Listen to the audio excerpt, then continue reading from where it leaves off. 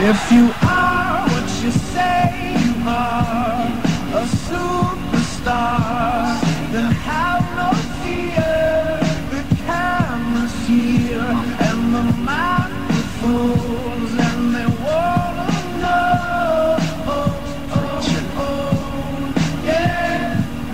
Yeah, superstar var namnet hjälte. Det var en sann, ensam liten hjälte. Han satt ute i skogen och ensam den ner. Han bestämde för att skriva ett brev. Så han hoppas jag får dina svar. Han skickade ett brev till sin kompis som han inte har träffat på minst ett halvår. Jag rätt över den fick han svar på den senare. Han bestämde ett träff på stan, men träffen var inte av. På ett uppdrag så skulle det rädda en tjej. Nu är handen och rådna du på din tjej. Och du bestämde en träff, det finns som startade ihop.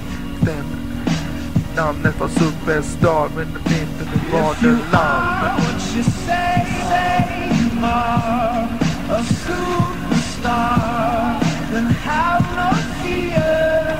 The camera's here and the microphones, and they wanna know.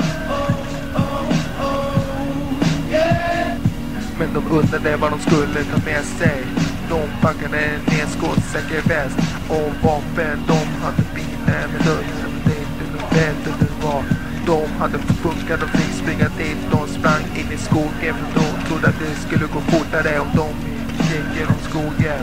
Men de mötte många fiender som en björn under vintern det var. Ja, de kämpade och kämpade, vet du det var när de lyste starkt själv och trodde att det var en ängel som kom genom djungeln. Det var någonstans. Men ni för superhjältar, vad är ni för ni riktiga superhjältar? Ni är inte så verklighet.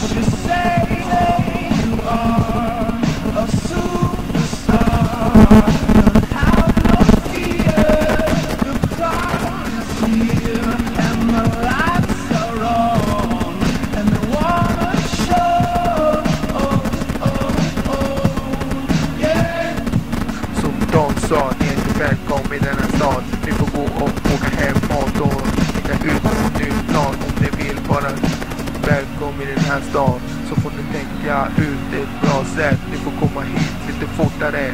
Det är en lång tid, då var ledsna över. Tänkte ut en plan, de blandade en dryck. De trodde att de kunde få superkrafter om de drack det hela. Men det funkade inte tills det var natt. Då funkar det hela. Då vet vad man